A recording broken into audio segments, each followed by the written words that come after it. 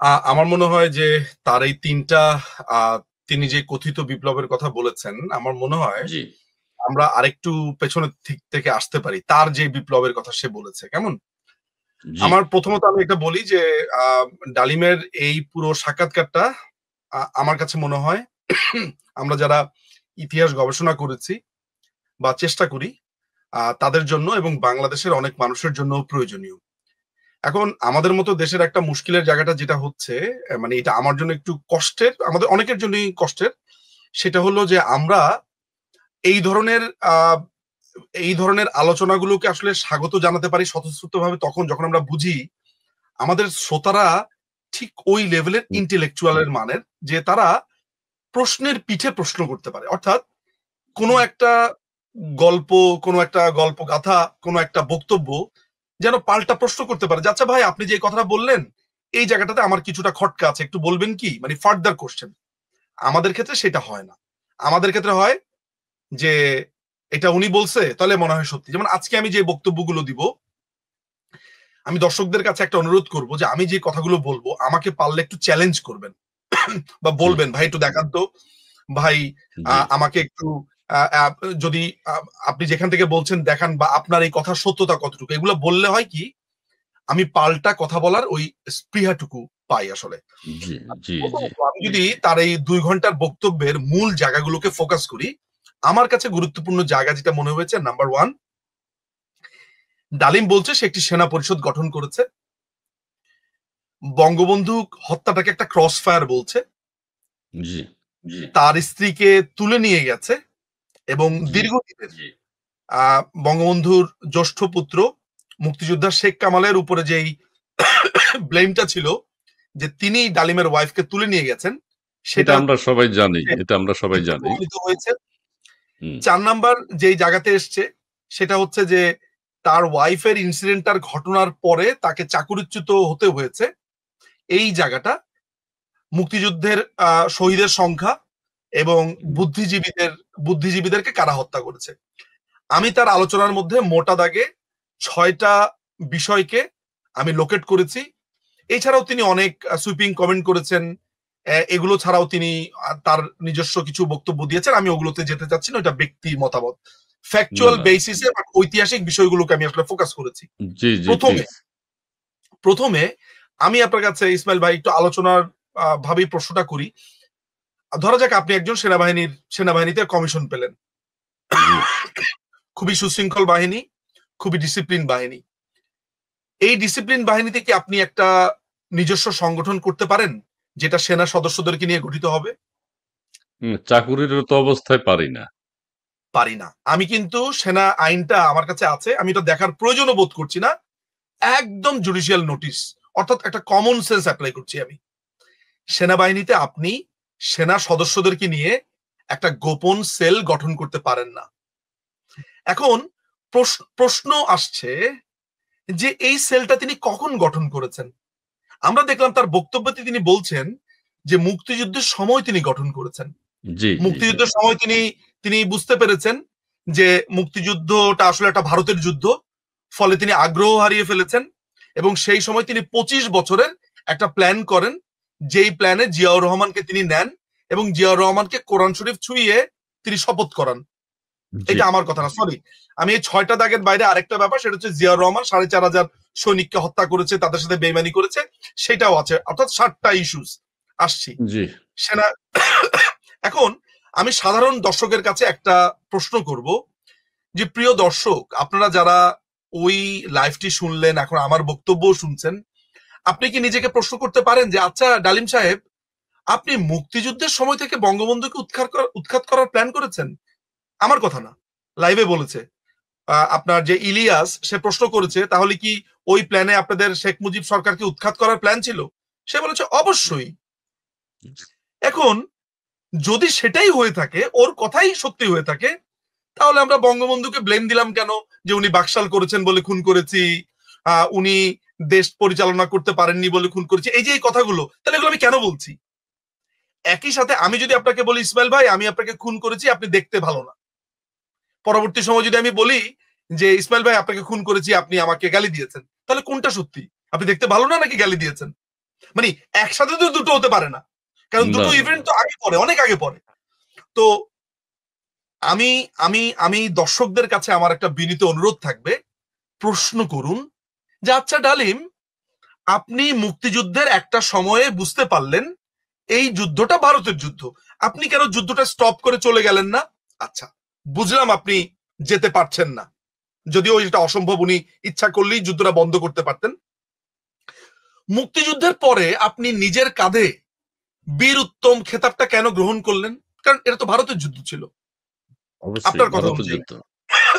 আপনার ভাই স্বপন বীর বিক্রম, সেটাই বা আপনি তাকে কিছু বলেছিলেন? আপনি নিজের নিজের নিজের উপাধিটাই তো তিনি বাদ দেননি, ভাইয়ের ভাইয়ের কথা আর কি বলবো। তাহলে নাম্বার ওয়ান।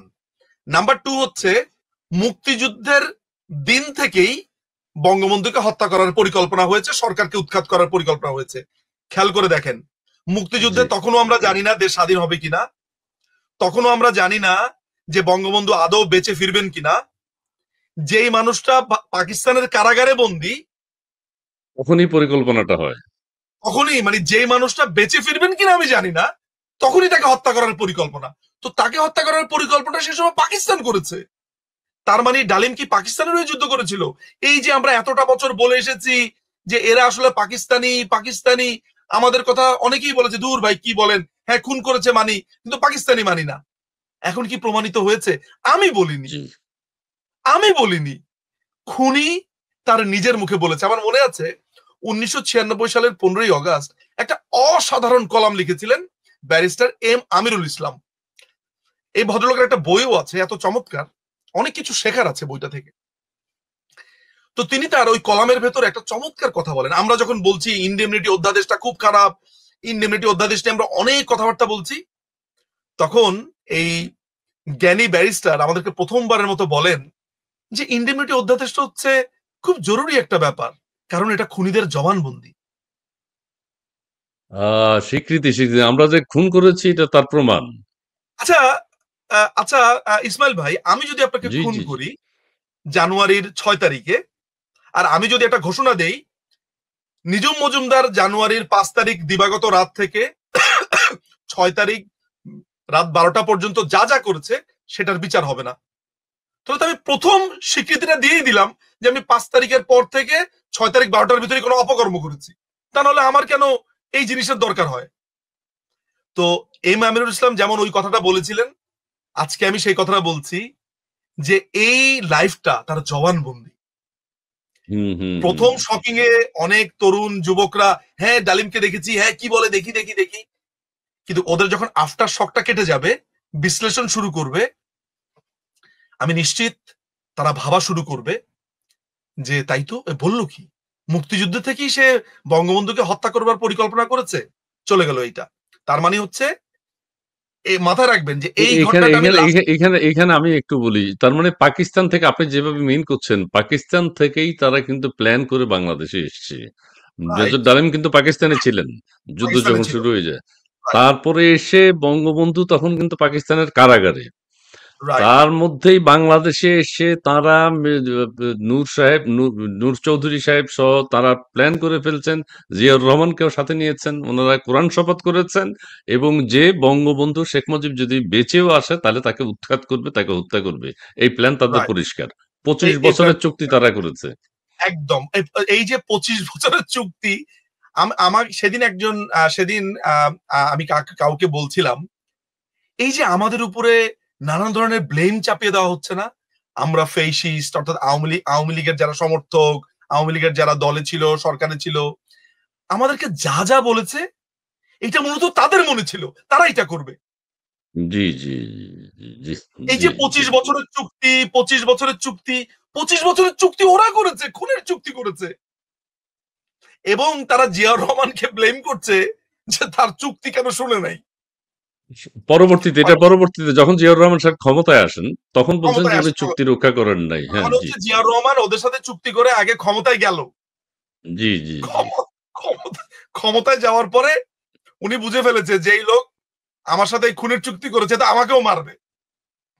তখন ডালিম সাহেব আবার বলছে যে আমাদেরকে দূতাবাসে দূতাবাসে রেখে আপনি রাষ্ট্র পরিচালনা করছেন। ঠিক আছে করেন, আমরা তো আপনার কোনো ক্ষতি করছি না, করেন। তখন মেজর এবং ডালিমের বাবাও সেখানে ছিলেন। জি। না, তার বাবাকেও ক্যাবিনেটে নেওয়া হয়েছিল। তার বাবার নাম হচ্ছে শামসুল হক মনে হয়। হ্যাঁ? জি। শামসুল হক, আর ডালিমের নাম হচ্ছে শরীফুল হক। আচ্ছা, হুম। এইটা গেল একটা। তাহলে দর্শকের কাছে এই ব্যাপারটা ক্লিয়ার হয়েছে বলে মনে হয় যে আপনি মুক্তিযুদ্ধের সময় প্ল্যান করেছেন বঙ্গবন্ধুকে উৎখাতের, এবং তিনি বলেছেন তার একটা সেনা পরিষদ ছিল। এই সেনা পরিষদ কারা? এটার উত্তর আমি একটু পরে দিচ্ছি। মাথায় রাখবেন, সেনা পরিষদ কারা? একজনের নাম আমরা জেনেছি, সে হচ্ছে জিয়াউর রহমান। বাকিরা কারা? আচ্ছা, আসছি আমি সেটাতে। ২ নাম্বার, মুক্তিযুদ্ধের পরে বলা হচ্ছিল যে সে বঙ্গবন্ধুর শাসন ভালো না, এটা ভালো না, এগুলো যে পুরোপুরি ছুতা, ওই প্রথম ঘটনা থেকে আমরা এটা বুঝতে পারি। এবার আমি একটু জাম্প করে আরেকটা ঘটনাতে চলে যাব। সেটা হচ্ছে, একটা দীর্ঘ সময় ধরে আমরা শুনে এসেছি, জি, আমাদেরকে শোনানো হয়েছে, জি, আমাদেরকে বলা হয়েছে। আমি আপনাকে আমার জীবনের একটা গল্প বলতে পারি, আপনার ভাল লাগবে। জি, প্লিজ। নীলক্ষেতে নীলক্ষেতে অনেকেই চিনবে যারা এখন বাংলাদেশে আছে। নীলক্ষেতের একটা একটা কোনাতে রয়্যাল তেহারি বলে একটা জায়গা আছে। রয়্যাল তেহারি থেকে পার হয়ে একটা জায়গাতে জিলাপি বিক্রি করে এক কোনার মধ্যে। এই কোনার একটা দোকানে আমি বসে বসে চা খাচ্ছি, রাজনৈতিক আলাপ করছি আমার আরেক পরিচিতের সাথে। তো সেখানে রাজনৈতিক আলাপ শুনে এক ভদ্রলোক, তাকে দেখে ধরেন মানে বেশভূষাতে তাকে বলে হচ্ছে ধরেন একটু গরিব প্রকৃতির বা অর্থনৈতিক সমস্যার মধ্যে আছে এই ধরনের একজন মানুষ, একটু প্যান্ট ট্যান্ট ছেঁড়া, অত ভালো জামা কাপড় না, হয়তো বা আমার ভুল হতে পারে, বাট ইনিশিয়ালি আমার তাই মনে হয়েছে। সেই ভদ্রলোক আমার দিকে তাকিয়ে বলল, হ্যাঁ আপনি এত বড় বড় কথা বলেন, আপনি আওয়ামী লীগের দোষ খুঁজে পান না কেন? আহ, ডালিমের বউরে আহ, আহ, আহ, ডালিমের বউরে কি উঠা নিয়ে যায় নেই? আমি লোকটার দিকে তাকালাম, এতক্ষণ যে লোকটাকে আমি ভাবছিলাম জীর্ণ শীর্ণ, আমার হঠাৎ করে ধারণা পাল্টে গেল যে আরে এই পর্যন্ত জানে, অর্থাৎ এই খোঁজগুলোও রাখে। তা আমি তাকে বললাম যে ভাই, আপনি কিভাবে এটা জেনেছেন? বলে হক গলে জানে। আমি করলাম কি, তাকে বললাম যে আপনি ৫ মিনিট বসেন। আমি নিঝুম আমার ভাই, ব্যাগ, এখানে আমি একটা কথা বলি। ওই ভদ্রলোক যেটা বলেছেন সে কিন্তু সত্য কথাই বলেছে। সবাই তো জানে, আমরাও তো জানি, এবং দেশের সাধারণ মানুষ সবাই জানে যে শেখ কামাল মেজর ডালিমের ওয়াইফকে তুলে নিয়ে গেছেন। এই এই এই এই যে প্রপাগান্ডাটা ছড়ানো হয়েছে, তাই না? জি, তা আমি করলাম কি, ওই নীলক্ষেতের ১১ নম্বর গলিতে, অর্থাৎ ওই চায়ের দোকানে ঠিক একটু পেছনে, একটু ধরেন ৫ মিনিট লাগে, আমি চলে গেলাম হচ্ছে কল্লোল বুক শপে। কল্লোল বুক শপে এখানে আমার আম, আম, আমার এক ভাতিজা সম্পর্কিত, ওকে আমি বললাম আনাস আমাকে একটা বই দাও, এই এই ডালিমের বইটা দাও। দ্রুত আমাকে বইটা দিল, আমি বললাম আমি তোমাকে ফেরত দিয়ে যাচ্ছি। চায়ের দোকানে এসে দেখলাম ওই লোক বসে আছে। ওই লোককে আমি বই খুলে পড়ে শোনালাম। তো বলে যে হ্যাঁ তো কি হইলো, আমি বললাম যে কি হইলো মানে এই কাহিনীর ভেতরে শেখ কামাল কোথায়? বলে আরে এইসব বইও আপনার পাল্টানি যায়, এগুলো আওয়ামী লীগ আমলে সব বই পাল্টা ফেলাইছে। অর্থাৎ বিশ্বাসটা এমন পর্যায়ে নিয়ে গেছে ইসমাইল ভাই, যে ডালিম তার নিজের গল্প বলছে, তার ফ্যামিলির গল্প বলছে, সেইটাকেও ওই ভদ্রলোক বিশ্বাস করছে না। এখন গতকালকে যখন গল্পটা বললো, এত বছর পরে সে দেখা দিল, বলল, কি দেখলেন আপনারা? সেখানে শেখ কামাল আছে? না। এই যে এত বছর ধরে যে শেখ কামালকে গালি দিলেন, শেখ কামালকে বউ উঠিয়ে নিয়ে গেছে বললেন, ক্ষমা চাইবেন কি? ক্ষমা চাইবে? বাঙালি ক্ষমা চাইবে না। ক্ষমা চাওয়া, তার ইগো এত প্রাবল্য, মানে হাত জোর করে একটু বলা যে আমি আই এম সরি, আমি ভুল বুঝেছিলাম আপনাকে, এটা বলবে না।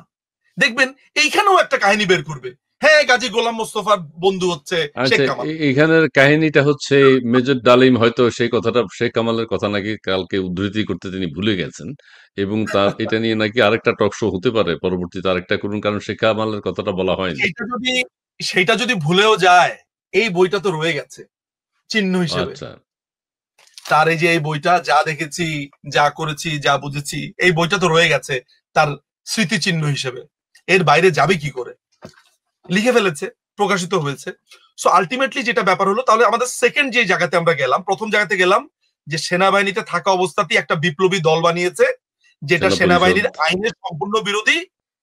তার মানে প্রিয় দর্শক এবং ইসমাইল ভাই, এই যে আমাদেরকে এতদিন ছেলে ভুলানো গল্প বলা হলো, যে বাকশালের কারণে খুন করেছি, রক্ষী বাহিনীর কারণে খুন করেছি, শেখ মুজিব খুবই খারাপ শাসক ছিল, ফ্যাসিস্ট ছিল, এক না এক ছিল, এই যে মিথ্যাচার করেছি, সব মিথ্যে। খুন করার পরিকল্পনা আপনি করেছেন মুক্তিযুদ্ধের সময়, আমি বলিনি, ওই উম, খুন সাক্ষাৎকার খুন বলছে। আচ্ছা, নিজুম ভাই আমি একটু কথা বলি এখান থেকে আমাদের দর্শকদের একটু কথা বলিনি। আমাদের দর্শক অনেক ফোন, অনেক কমেন্টস করছে কিন্তু আহ, তিনি লিখেছেন নিজুম ভাই উত্তর দিন বাংলাদেশ সেনাবাহিনীর উপর নাকি নিষেধাজ্ঞা আসতে পারে এটা কি সত্যি? বিভিন্ন রাজনৈতিক মামলায় সারা দেশে অজ্ঞাত 69 লক্ষ প্লাস আসামি। এই মামলার অজ্ঞাত আসামি আছে যাকে যাকে ইচ্ছা তাকেই মামলার আসামি করছে। আচ্ছা আমাদের বাংলাদেশ অসংখ্য সেনাবাহিনীর উপরে জি এটা জাস্ট বলে রাখি যে আমি নাম বলবো না, বেশ কিছু মানবাধিকার অর্গানাইজেশন আমার কাছে জানতে চেয়েছে, তাদের সাথে যোগাযোগ হয়েছে, তার একটা অথেন্টিসিটির জন্য আমার সাথে অনেকের কথাও হয়েছে।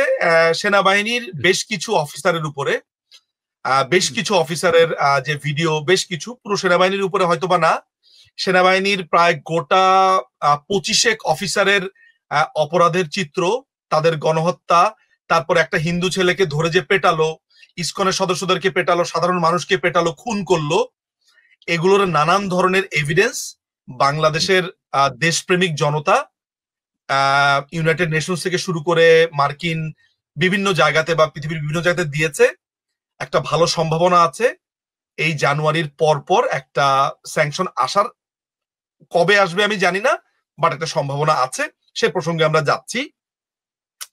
এখন মজার ব্যাপার হলো এখানে তার ওয়াইফকে উঠিয়ে নিয়ে যাওয়ার গল্পটা তো আপনারা শুনেছেন, তাই না? জি আচ্ছা, আপনি কি এটা জানেন যে আমি একটু সামারাইজ করে দিই প্রিয় দর্শক আমাদের সাথে যারা যুক্ত হয়েছেন দেশ এবং দেশের বাইরে অসংখ্য মানুষ আমাদেরকে কমেন্টস করছেন অনেকেই যুক্ত হয়েছেন আপনারা লাইভটি একটু শেয়ার করে দিবেন আমাদের অনুষ্ঠানের নাম ডায়ালগ ফর ডেমোক্রেসি চ্যানেল 16 আর যে কথাটি আমরা বলতে চাই নিজুম ভাই যেটি বলেছেন যে হ্যাঁ একটা উনি ওই সেনা পরিষদ যে গঠন করেছেন সেটি অবৈধ ছিল 71 সালেই তারা বঙ্গবন্ধুকে হত্যার প্ল্যান করে ফেলেছে তারপরে হচ্ছে যেটি শেখ কামালের কথা যেটি বলা হয়েছে বারবার সারা পৃথিবীর বাংলা ভাষাভাষী মানুষ আমরা যেটা জানতাম শেখ কামাল এত নিকৃষ্ট কাজ করেছে মেজর ডালিমের ওয়াইফকে তুলে নিয়ে গেছে সেই জন্য সে ক্ষুব্ধ সেই পরিবারটাকেই ধ্বংস করে দিল আসলে মেজর ডালিম নিজেই সাক্ষাৎকার আপনারা যারা দেখেছেন নিজেই মুখ দিয়ে উচ্চারণ করেন এই যে শেখ কামাল এখানে কোনোভাবে জড়িত ছিল কাজে একটা মিথ্যা প্রোপাগান্ডা ছিল নেক্সট প্লিজ ইসমাইল ভাই, আমি যদি আপনাকে এই মুহূর্তে, ধরা যাক আমরা একই রুমে বসে পডকাস্টিং করছি, সাক্ষাৎকার আমরা দিচ্ছি, আমি যদি একটি পিস্তল দিয়ে আপনাকে খুন করি বা আপনাকে আঘাত করি, সেটা সারা পৃথিবীর অনেক মানুষ লাইভ দেখলো, দেখলো না? সবার সামনে ব্যাপারটা কি? আমি আপনাকে খুন করেছি বা আমি আপনাকে আঘাত করেছি, তাই না? জি জি আপনি ধরেন কানাডাতে আছেন, কানাডার পুলিশ আমাকে গ্রেফতার করলো, এটা তো জি একটা open and shut case Ismail ভাই, এটার জন্য বিচারের কি হুম, দরকার? সবাই দেখেছে আমি মেরেছি, শেষ, বিচার শেষ। কিন্তু তারপরে কি আমার বিচার হবে? হবে কিনা? মানে আমার আমার আমার আত্মপক্ষ সমর্থন করতে দেওয়া হবে, আমি কোনো হ্যাঁ আন্ডার ডিউরেস ছিলাম কিনা, আমি হুম কোনো হুম হুম ইনটক্সিকেটেড ছিলাম কিনা, আমার কোনো মেন্টাল হেলথের প্রবলেম আছে কিনা, তার মানে হচ্ছে একটা সুযোগ রিজিস্ট, দেয়া হবে একটা সুযোগ দেবে তার মানে হচ্ছে যে আমার বক্তব্যটা আপনি শুনবেন, অথচ অবশ্যই ওপেন এন্ড শাট, অবশ্যই তাই না? জি আচ্ছা, এই ডালিমের ওয়াইফকে উঠা নেওয়ার ঘটনাটা আপনি আসলে কোথায় দেখেছেন বা শুনেছেন আপনার এই জীবদ্দশাতে? মানুষ বলেছে, আমি মুখে মুখে শুনেছি আমি পড়িনি কোথাও লোকে বলেছে, আমি জি নিশ্চিত খুব কম মানুষ ডালিমের বইটা পড়ে জেনেছে বা এটা শুনেছে মানুষ, তাই না? জি জি আজ জি পর্যন্ত, আজ পর্যন্ত গাজী গোলাম মোস্তফার ফ্যামিলির কোনো ভাষ্য কি শুনেছেন? না এটা জানতাম না গাজী গোলাম মোস্তফার শেখ কামালের কথাই জানতাম গাজী গোলাম মোস্তফা কিভাবে ঢুকলো এই ক্যারেক্টার সেটা তো কালকে শুনলাম এটা এটা আপনি চমৎকার বলেছেন। আসলে আসলে এরপরে তার কিছু বলার থাকে না আপনাকে। হ্যাঁ, শুনেছি তো শেখ কামালের কথা, গাজী গোলাম মোস্তফা আসলো কোত্থেকে? প্রশ্নই তো কমন পড়ে নেই। আচ্ছা, না না না এখন না এখন ব্যাপারটা হচ্ছে ইসমাইল ভাই, আমরা কিন্তু কেউ হ্যাঁ, গাজী গোলাম মোস্তফার বক্তব্যটা শুনিনি।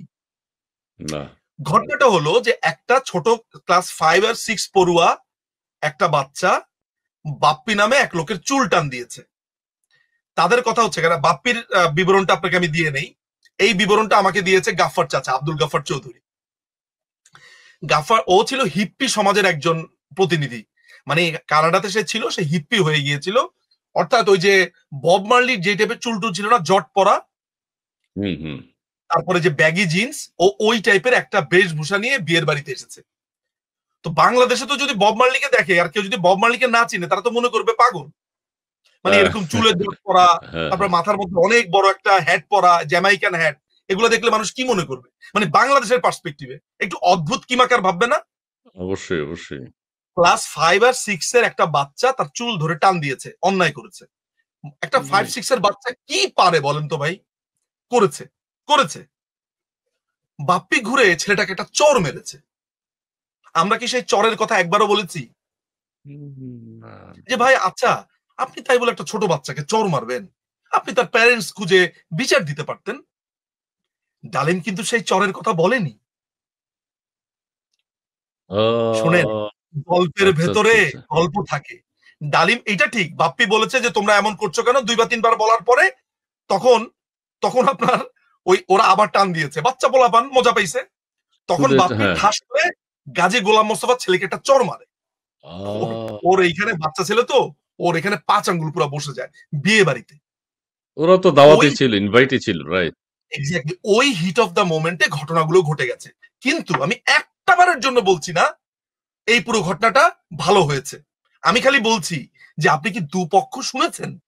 আমি মেনে নিলাম, আমি আমি ডালিমের কথা মেনে নিলাম যে হ্যাঁ, গাজী গোলাম মোস্তফার ছেলে এটা করার পরে অন্যায় করেছে, আপনাকে উঠিয়ে নিয়েছে, সে মাস্তানি দেখিয়েছে, সব মেনে নিলাম। আচ্ছা ভাই, এই ঘটনার পরে ডালিম বলল তার আর্মি অফিসাররা গাজী গোলাম মোস্তফার বাসাতে গিয়ে সবাইকে উঠিয়ে নিয়ে এসছে। হ্যাঁ, সবাইকে উঠিয়ে নিয়ে আসলো কেন? অবশ্যই প্রতিশোধ নেওয়ার জন্য, যে যেহেতু মেজর ডালিমকে নেওয়া হয়েছে, মেজর ডালিমের সব পরিবারের সবাইকে তুলে নেওয়া হয়েছে সরারদি উদ্যানে। তাহলে ওইটা কি অন্যায় হয়েছে? এখন আমি যদি বলি যে ডালিমের গাজী গোলাম মোস্তফার ফ্যামিলি মেম্বারকে উঠিয়ে নেওয়া হয়েছে, এটা অন্যায়? আমি যদি কোনো অন্যায় করি আপনার সাথে, আপনি আমার মা এবং বাবাকে বাসা থেকে উঠিয়ে নিয়ে আসবেন? না, সেটাই তো হলো। তারেক রহমানের সাথে তারেক রহমানের সাথে আপনার রাজনৈতিক যদি কোনো প্রবলেম থাকে বাংলাদেশ আওয়ামী লীগের, বাংলাদেশ আওয়ামী লীগ কি তার মেয়েকে কন্যাকে উঠিয়ে নিয়ে এসছে কখনো? বা কোনো কোনো ক্যাডার বা কেউ কখনো কোনোদিন মানে এরকম কি হয়েছে যে তুমি অন্যায় করেছো তাকে আমি এটার জন্য নিয়ে এসেছি? মানে আমি একটা জাস্ট উদাহরণ দিলাম আপনাকে। হুম হুম হুম।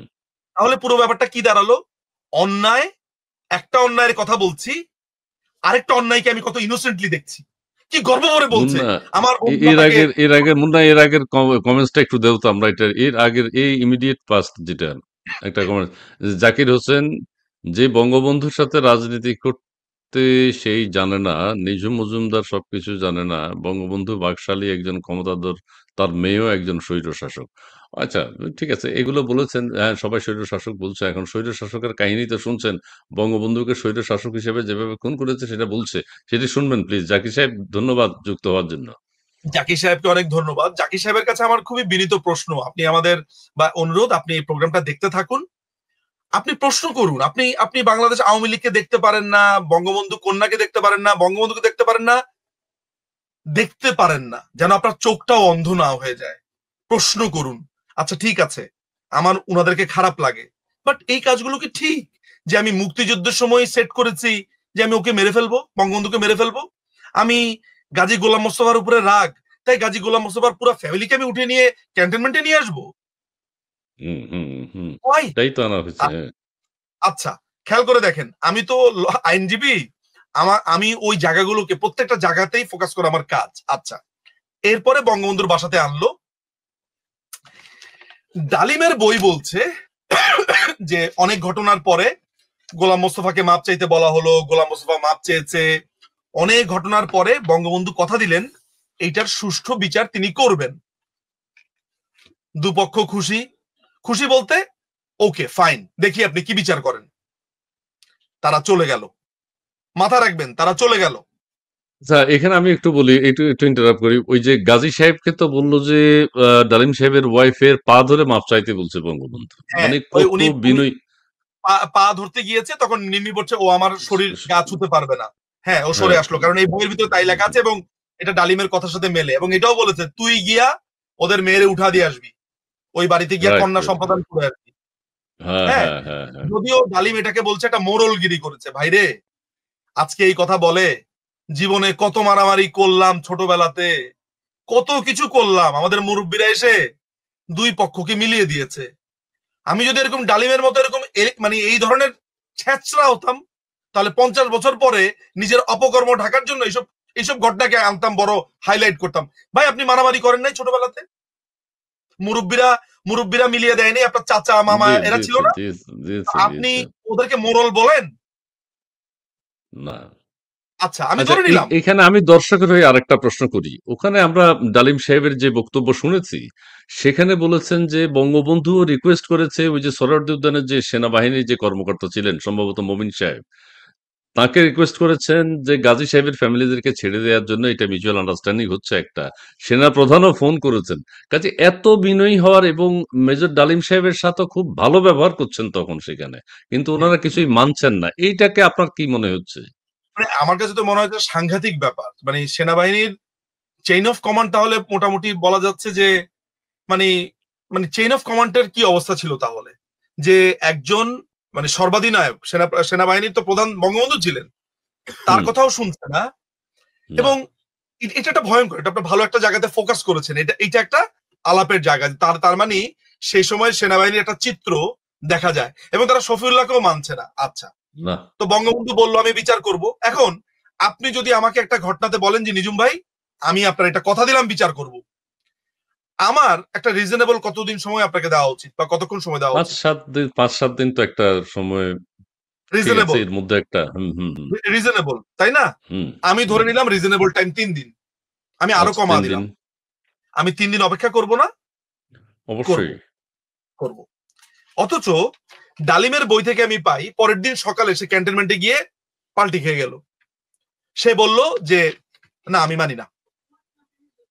সে 3টা শর্ত দিল। কে তাকে প্ররোচিত করলো? ওইখানে মেজর হাফিজের নাম বলছে, জিয়াউর রহমানের নাম বলছে, আরো সেনা অফিসারদের নাম বলছে। তারা বলছে না এটা সেনাবাহিনীর উপর একটা আঘাত, এইভাবে হবে না, তুমি কিসের বঙ্গবন্ধু বিচার করবে, এই বিচার আমরা করব। মানে বিচার আর্মি করবে, দেশের আদালত করবে না, আইন করবে না, এই বিচার আর্মি করবে। প্রমাণ চান? প্রমাণ দিচ্ছি। এখানে 3টা পয়েন্ট ওরা দাবি তুলেছে।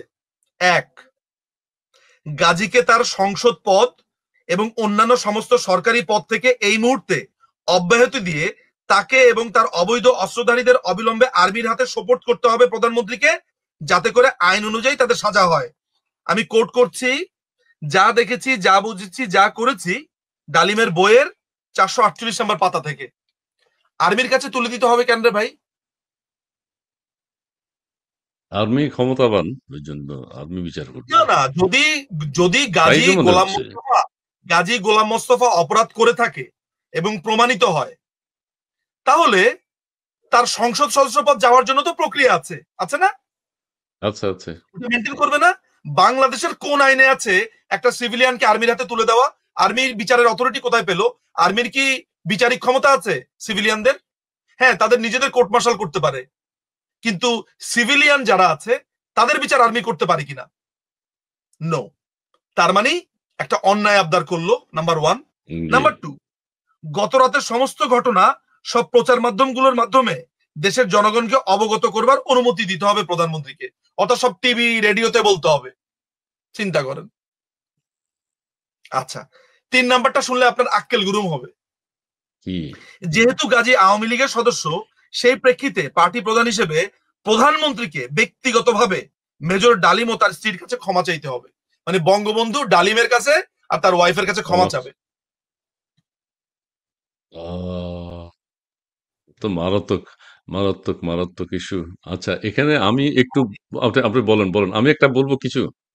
বলেন বলেন। আমার বলার বিষয় খুবই দুঃখজনক। ৩টা পয়েন্ট আপনি বললেন, এবং ডালিম, মেজর ডালিমের কাছে আমরা যেটা শুনলাম সাক্ষাৎকারে, বঙ্গবন্ধু পরিবারের সাথে তাদের খুব সখ্যতা। কই মাছ দিয়ে তিনি ভাত খেতেন, যে কোনো সময় বঙ্গবন্ধুর কাছে যেতে পারতেন, তার জন্য উন্মুক্ত ছিল। আপনার কথার প্রেক্ষিতে এখন আমি বলতে চাই, ১৯৭১ সালেই যেহেতু তারা প্ল্যান করে ফেলেছেন ২৫ বছরের মধ্যে একটা পরিবর্তন আনবেন এবং শেখ মুজিবুর রহমানকে খুন করবেন বা ক্ষমতাচ্যুত করবেন, এই কিছু একটা ইস্যু তৈরি করা কি সেই পরিকল্পনারই মানে একদম, অংশ কিনা, এক- সেটা বলবেন। একদম। আপনি এই যে 24-এর যেই এই যে জঙ্গি হামলার সময় দেখেন নাই, ওরা একবার বলছে কোটা, যখন কোটা মেনে নেওয়া হলো, না কোটা কেন এইভাবে দিল, ওইভাবে হবে না, ওইভাবে দিল ওইভাবে হবে না। তার মানে আপনার টার্গেট হচ্ছে এক দফা সরকারের পতন। আপনি হুম, ছুতা বের করবেন। ধরা যাক আপনার আপনার কাছে আমি একটা ডিমান্ড, আমি আপনাকে আসলে আমি আপনার বাড়ি বাড়ি দখল করতে চাই। এখন রাস্তার মধ্যে আমি বললাম যে উনি আমার দিকে এইভাবে তাকাইলো কেন, এটা নিয়ে ঝগড়া লাগা দিলাম। আপনি একটা পর্যায়ে বললেন যে ভাই আমি আপনার দিকে ইন্টেনশনালি তাকাই তাকাই নাই, আমি জাস্ট রাস্তা দিয়ে যাচ্ছিলাম, আমি নর্মালি তাকাইছি। আমি তো মানবো না।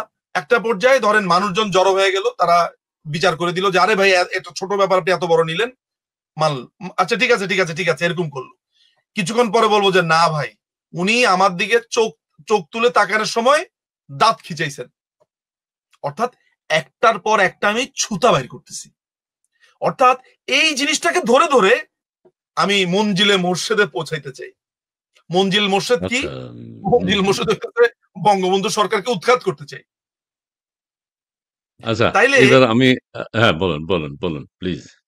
তাহলে এত বছর ধরে যে মিথ প্রচলিত ছিল যে বঙ্গবন্ধু সরকারের বাকশাল, রক্ষী বাহিনী, পুরোটাই ভুয়া। ভুয়া, ভুয়া, ভুয়া। আচ্ছা, এখন আপনাকে বলি, মেজর ডালিম আবার যেটি বলেছেন যে জিয়াউর রহমানের সময় তিনি ৪,০০০ ৪,৫০০ সৈন্যকে হত্যা করেছেন। তার রক্তে রঞ্জিত তার ক্ষমতা এইভাবে শব্দগুলো উচ্চারণ করেছেন। তার ক্ষমতাকে কুক্ষিগত করবার জন্য ৪,৫০০ এর মতো সেনাবাহিনীর কর্মকর্তাকে হত্যা করেছেন। এটা আওয়ামী লীগ সরকাররা বিভিন্ন সময় বলেছে, কিন্তু কেউ এটা বিশ্বাস করে নাই। আমরাও বিশ্বাস করিনি। এখন মেজর ডালিম সাহেব নিজেই বলেছেন যে জিয়াউর রহমান হত্যা করেছেন। আরেকটা বিষয় হচ্ছে এটাকে ক্রস ফায়ার, বঙ্গবন্ধু হত্যাকাণ্ডকে ক্রস ফায়ার বা একটা অভ্যুত্থানে যাওয়া হয়, এটা মার্বেল খেলা নয়। সেনাবাহিনী কোথাও যে যদি অভ্যুত্থান ঘটায়, এটা মার্বেল খেলা নয়। তাহলে ৩২ নাম্বার থেকে কারা অভ্যুত্থানে পার্টিসিপেট করেছিল? ওই অভ্যুত্থানের ফলে ওদের কারা কারা কারা মারা গেছে? একটু প্লিজ। আচ্ছা, সেই জায়গাটা যেটা হলো, প্রথমত হচ্ছে যে জিয়াউর রহমান ৪,৫০০, আমরা বারবার বলে এসেছি যে ১৯৭৭ সালে বিমান বাহিনীতে অসংখ্য সৈনিককে হত্যা করা হয়েছে। এবং এটা নিয়ে আপনি জানেন যে প্রচুর ডকুমেন্টারি হয়েছে। মায়ের কান্না নামে একটা অর্গানাইজেশনও আছে। এবং আমার কাছে এই বাসাতে, মানে আমি এখন যেখানে বসে আছি, জি। কর্নারে আমার কাছে একটা পিটিশন আছে এত মোটা, যেখানে ওই নিহত পরিবারের সদস্যদের পিটিশন, এটা তারা আদালতে করেছিল। তাদের তাদের বাবার যত রকমের পাওনা আছে, বেতন আছে, এগুলা চেয়ে তারা আবেদন করেছিল। আচ্ছা, এই আবেদন করার সময় আরেকটা ব্যাপার ঘটেছিল, সেটা হচ্ছে যে আমি সেখানে অনেক চিরকুট দেখতে পেলাম, যেখানে দেখা গেল যে একজন লোক মারা গেছে ৬ মাস আগে, মানে তাকে কবর দেওয়া হয়েছে। ৬ মাস পরে আর্মি থেকে লেখা হয়েছে যে আপনার হাজবেন্ড মারা গেছে, এক লাইন। এই নিষ্ঠুর, মানে একটা কবরের উপর দিয়ে ৫০ জনের কবর দিয়েছে। আপনি জায়দুল আহসান পিন্টু নামে একজন লেখক আছেন, সাংবাদিক আছে, পিন্টু ভাইয়ের একটা বই আছে গণহত্যা ১৯৭৭, বইটা পড়ে দেখবেন। বইটা পেছনেই আছে। আমি আসলে আচ্ছা, আপনি যদি ১ মিনিটে খুঁজতে পারেন, আমি দর্শকদের সাথে কথা বলতে পারি। জি যদি জি আপনি জি জি চান। জি জি জি, এখানে একটা বই আছে। আমি আমাদের বইটা প্রিয় দর্শক মণ্ডলী, আপনারা দেশে বিদেশে যারা আমাদের সাথে যুক্ত হয়েছেন, আপনারা মেজর ডালিমের বক্তব্য নিশ্চয়ই শুনেছেন এবং আপনারা অনেক সঠিক তথ্য নিশ্চয়ই জানতে পেরেছেন। এতদিন শেখ কামালের বিরুদ্ধে যে অভিযোগটা ছিল, শেখ কামাল বিয়ের পার্টি থেকে মেজর ডালিমের ওয়াইফকে তুলে নিয়ে গেছে এবং মেজর ডালিমই সেই কথা বলে নাই। অর্থাৎ এটি মিথ্যা তথ্য। এবং শেখ মুজিবকে হত্যা করার জন্য ১৯৭১ সাল থেকেই তারা পরিকল্পনা করেছিলেন। সেই কথাটি তিনি নিজেই বলেছেন। তারা সেনা পরিষদ গঠন করেছেন এবং সেখানে তারা কোরআন শপথ করেছেন যে ২৫ বছরের জন্য তারা চুক্তিবদ্ধ হয়েছেন। এর মধ্যে বাংলাদেশে একটা পরিবর্তন আনবেন এবং এটাও বলেছেন যে আমাদের এই পরিকল্পনা সাকসেস না হওয়া পর্যন্ত, অর্থাৎ আমরা ক্ষমতায় না যাওয়া পর্যন্ত এটা কোনোভাবে যাতে প্রকাশিত না হয়, এটা যাতে গোপন থাকে, এই কথাটিও তারা বলেছেন। এবং আপনি কি বইটি পেয়েছেন? আমি বইটা শেখ পেয়েছি। কামালের বিষয় বলেছি। হুম। আমি বইটা পেয়েছি।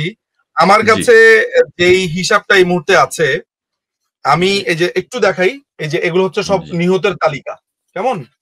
জি, জি। নিহতের তালিকা আপনারা দেখতে পাচ্ছেন। এগুলো সব এত ছোট দেখা যাবে না, বাট নিহতের না, তালিকা বোঝা এগুলো সব। যাচ্ছে যে অনেক, অনেক। হ্যাঁ, হ্যাঁ। তালিকা। তো এই বইটাতে আমরা দেখতে পাচ্ছি যে মানে শেষ পর্যন্ত খুঁজে পেয়েছে ৬৭৩ প্লাস হচ্ছে ৪৮, মানে জাহিদুল হাসান পিন্টু ভাই এইটা খুঁজে পেয়েছে। এই ছাড়া এইটা হচ্ছে একটা হিসাব। এই ছাড়া কুমিল্লা কারাগারে হয়েছে ১২০ জন, তারপরে আরেকটা কারাগারে ৭২ জন, এইভাবে মোটামুটি প্রায় উনি যে হিসাবটা দিয়েছেন, মোটামুটি দেখা যাচ্ছে যে এখানে ১,১২০০-১৩০০ ছাড়িয়ে গেছে এই লিস্টে। কিন্তু এর বাইরের লিস্ট, মানে ৪,৫০০ কিন্তু লিস্ট আমরা পাইনি, যেখানে ডালিম বলেছে ৪,৫০০ মানুষকে হত্যা করা হয়েছে। এখন এতদিন জি, ধরে আমরা বলে আসছি, মানুষজন আমাদেরকে বলেছে আপনি আওয়ামী লীগ বিএনপির ব্যাপারে বলেন, এটা ঠিক না। এখন এখন দেখা যাক যে আপনার এইটা এইটা কতটুকু নেয়। আচ্ছা, এটা একটা ব্যাপার। আরেকটা ব্যাপার যেটা যেটা হয়েছে, মানে এইটা একটা প্রতিষ্ঠিত হয়েছে, এটা বিএনপি স্টেক, বিএনপি এটাকে কিভাবে অ্যাড্রেস করে। আমরা তো আমাদের কথা অনেকবার বলেছি, এখন দেখার বিষয় বিএনপি এটাকে কিভাবে দেখে। অনেকে বলছে যে এখানে ডালিমকে এখানে আনানো একটা জামাতের চালকে, যেহেতু ইলিয়াস, আপনারা জানেন যে ইলিয়াসকে পাকিস্তানি নাগরিক, নিজেকে সে পাকিস্তানি নাগরিক স্বঘোষিত, এবং সে জামাত ইসলামের সাপোর্টার, এটা মোটামুটি সবাই জানে। আচ্ছা, ফলে এইখানে আমি একটা বলি, এই জায়গাটাতে আমি সমন্বয়কদের মতো বলি, এই জায়গাটাতে আমি একটা কথা বলি, সেটি হচ্ছে যে ইলিয়াস তো মুক্তিযোদ্ধাদেরকে কোনোভাবেই পছন্দ করে না, কিন্তু না, মেজর গালিগালাজ করে। ডালিমকে স্যার স্যার বলছে এবং বীর মুক্তিযোদ্ধা বীরোত্তম বলেছে। এটা কিভাবে সে সহ্য করলো, কিভাবে মেনে নিল? কারণ হচ্ছে যে তাকে এটা বলছে, কারণ ও তো এটা জানে যে বীর মুক্তিযোদ্ধা হলেও তার সমস্ত পারপাস সার্ভ করেছে। মানে পাকিস্তানি সেনাবাহিনী কি জানতো না যে ডালিমকে সে তারা কেন পাঠিয়েছে? তো মুক্তিযুদ্ধে অংশগ্রহণ করাটা তো পাকিস্তানের জন্য অনেক বড় কষ্টের একটা ব্যাপার, কিন্তু ওই কষ্টটা মেনে নিয়েছে, কারণ ফল তো আসছে। তো ইলিয়াস যদি তাকে সার ডেকে ফল পায়, তাহলে সমস্যা কোথায়? ওই একই তো পাকিস্তানি আচরণ। মুক্তিযোদ্ধাকে তো সে কবর দেওয়ার কথা, সামনে পেলে লাইভে হ্যাঁ, যেহেতু পেয়েছে ওখানে। আমার পয়েন্ট কথা। আমি বুঝছি আপনার কথা, আমি বুঝছি আপনার কথা। সে তাকে অ্যাকসেপ্ট করে নিয়েছে। তারপর জিয়ার রহমান যে জড়িত আছে সেটা শুনে হচ্ছে, জিয়ার রহমানের প্রতি তার কোনো শ্রদ্ধা কমে নাই। সে খুব খুশি হয়েছে যে শেখ মুজিবকে হত্যা করা বা ক্ষমতাচ্যুত করার সাথে সে আনন্দিত হয়েছে, পুলকিত হয়েছে। তবে আরেকটা জিনিসও, ইলিয়াস হোসেনের মেজর ডালিমের কাছ থেকে বঙ্গবন্ধু বা আওয়ামী লীগ সম্পর্কে যত জঘন্য কথা বের করতে চেয়েছিলেন, তা কিন্তু বের হয়নি। তো সঞ্চালক হিসেবে ইলিয়াস হোসেনও এক ধরনের ব্যর্থ হয়েছেন, কারণ যে উচ্চ মার্গের কথা গালিগুলো শুনতে চেয়েছেন সেই রকম কথা কিন্তু আসেনি। ওর প্লিজ। ওর ভাষাতে আর কি, ও যেভাবে বলে সেভাবে। বাট আলটিমেটলি ব্যাপার যেটা যেটা যেটা আমার কাছে, মানে মানে এই ইতিহাসের যে প্রেক্ষিতে আমরা আলোচনা গুলো করছি ধারাবাহিকতা, একটা জায়গাতে এসে ডালিম কিন্তু বলছে যে আমার ওয়াইফকে তুলে নিয়ে আসলো আর শেষ পর্যন্ত চাকরি হারালাম আমি। হ্যাঁ, হ্যাঁ, এটাও বলেছে, বলেছে। আচ্ছা, এখন কথা হচ্ছে যে আচ্ছা, চাকরি তো তাহলে হারাবে, মানে যদি ভিন্ডিকটিভ হয় গভর্নমেন্ট, তাহলে তো চাকরি ওর একা যাওয়ার কথা। চাকরি 8 থেকে 9 জনের গেল কেন? তো আরেক প্রশ্ন, কেন গেল? ওই যে আপনাকে বলেছি মুক্তিযুদ্ধের সময় যে তাদের যে সেনা পরিষদ, এরা সবাই সেনা পরিষদের সদস্য। আহ, গভর্নমেন্টের ইন্টেলিজেন্স গভর্নমেন্টের ইন্টেলিজেন্স সেই সময়ে আপনার জানিয়েছে যে ডালিম এরকম একটা সেনা পরিষদ গঠন করেছে। এরা গোপনে গোপনে মিটিং করে মুক্তিযুদ্ধের সময় থেকে। তখন গভর্নমেন্ট করলো কি, এদেরকে বিচারের আওতায় আর আনেনি, কিন্তু চাকরি থেকে অব্যাহতি দিয়েছে। যদি শুধুমাত্র ওই ঘটনার পরিপ্রেক্ষিতে কিছু হতো, তাহলে তো ডালিমের একার চাকরি যেত, হুম, 9 জনের হুম। তো চাকরি যেত না। না তো 9 জনের গেছে। আচ্ছা, তাই না? এখন আপনাকে আরেকটা কথা বলি এখন। এই যে ১৬ই ডিসেম্বর ১৯৭১ সাল, ১৬ই আগস্ট ১৯৭১ সাল। ১৯৭১ সালে সম্ভবত মেজর ডালিমের বিয়ের দিন ছিল। আমি ঠিক ক্লিয়ার না। এই ব্যাপারে আপনার কোনো বক্তব্য শুধু আছে কিনা? হ্যাঁ, হ্যাঁ, এটা নিয়ে আমি একটা বই পড়ছিলাম, এবং এই বইটা ফরচুনেটলি আমি পেয়ে গেলাম হচ্ছে আমাদের ওই ভাইয়ের কাছ থেকে, আনোয়ার কবির ভাইয়ের কাছ থেকে। বইটা পেয়ে তো আমি বললাম যে আরে কি ব্যাপারে, তো দেখি পুরা ইসের হিস্ট্রি বলছে। মানে মুক্তিযুদ্ধের সময় ডালিম রীতিমতো প্রেম করে বেরিয়েছে নিম্মির সাথে। তারপরে একটা আ পর্যায়ে তারা গোপনে বিয়ে করে ফেললো। এই বিয়ে মানবে না, মানবে না, নিম্মির বাবা মানবে না। তাজউদ্দিন আহমেদ এসে শেষ পর্যন্ত এই বিয়ে দিল। আপনার মুক্তিযুদ্ধ চলছে, আর ওইদিকে তিনি প্রেম করে বেড়াচ্ছেন আর সেনা পরিষদ গঠন করছেন। কারণ সে তো মুক্তিযুদ্ধ করতে আসেনি, সে তো এসেছে 25 বছরের চুক্তি নিয়ে। দীর্ঘমেয়াদী তাই না? চুক্তি।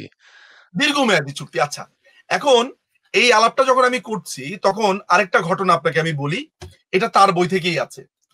তার বন্ধু এসপি মাহবুব, যে এসপি মাহবুবের কথা সে ভিডিওতে লাইভে বলেছে। বলেছে, এসপি মাহবুব তাকে ডাক দিল, তখন সে সার্ভিসে আছে।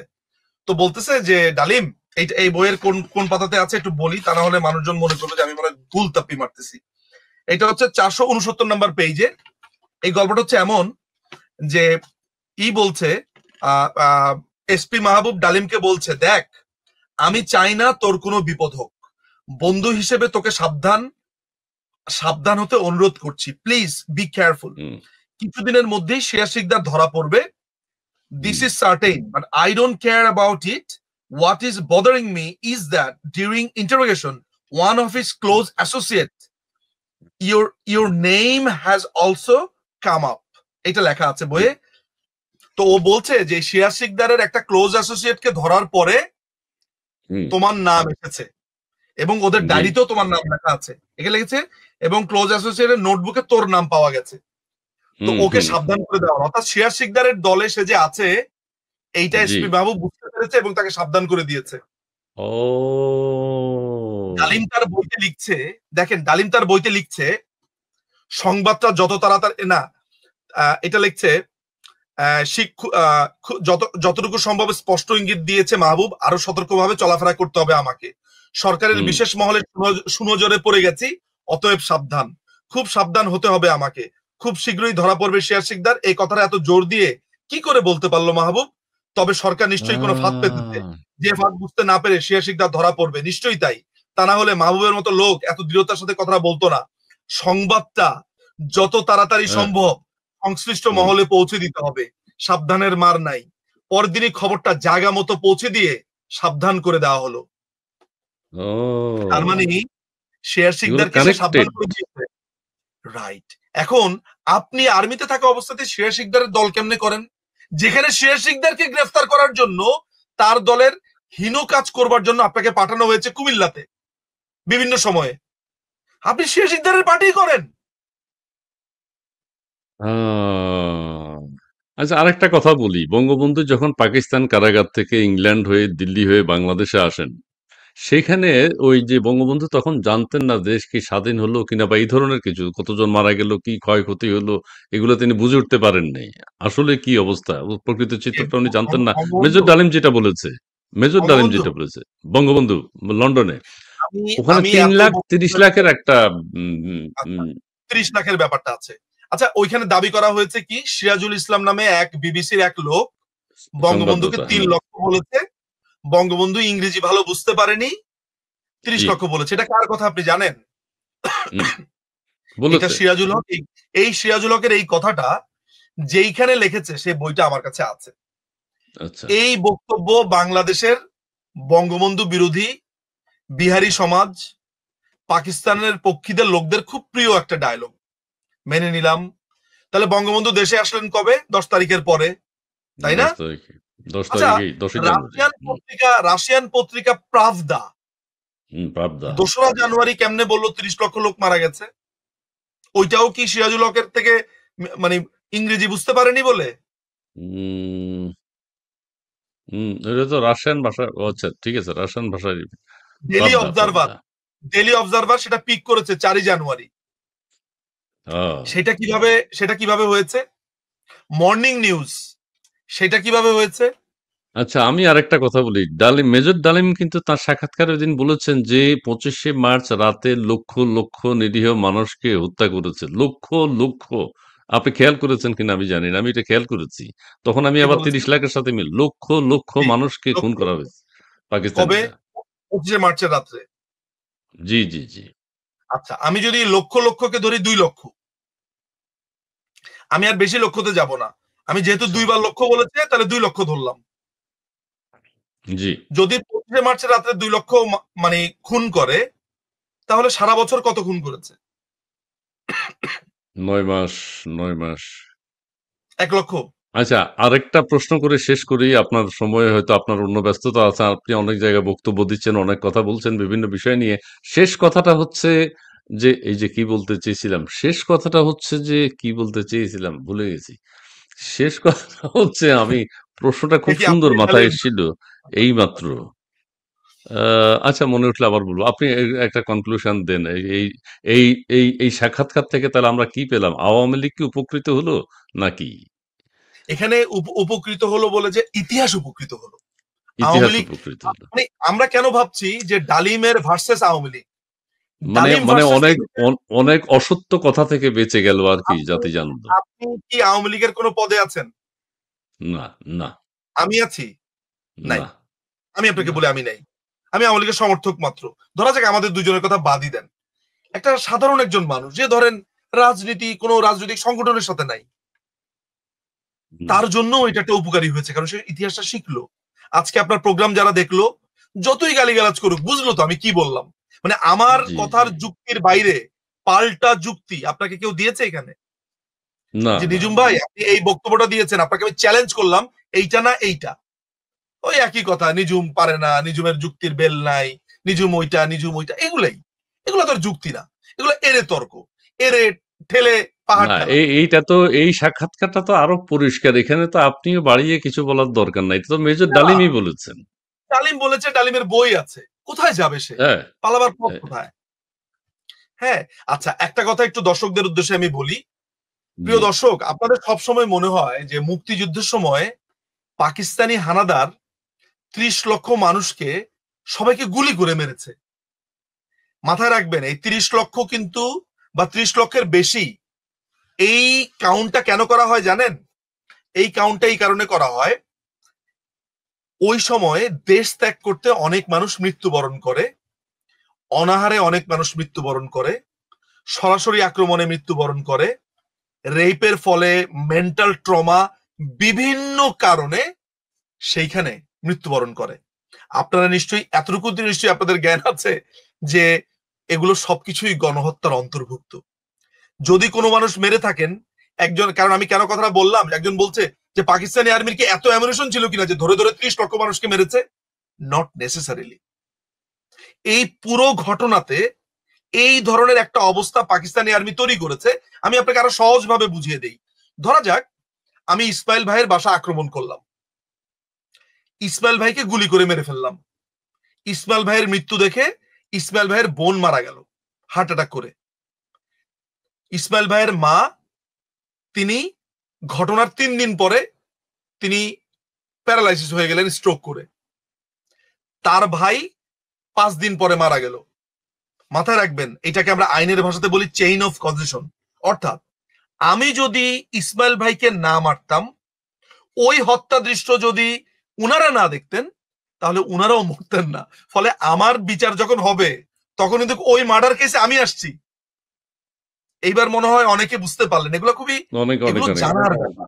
এগুলো এগুলো আমি আমি সব সময় বলি, আমার শত্রু, মিত্র, ভক্ত, যারা আমাকে ঘৃণা করে, যারা আমাকে ভালোবাসে, প্রত্যেকের কাছে আমার হাত জোর করে একটা কথা, পড়েন ইকরা বিসমি রাব্বি, কোরআন শরীফের প্রথম কথা পড়ো, জালিকাল কিতাবু লা রাইবা ফিহি হুদাল লিল মুত্তাকিন। লিল মুত্তাকিন। হুম।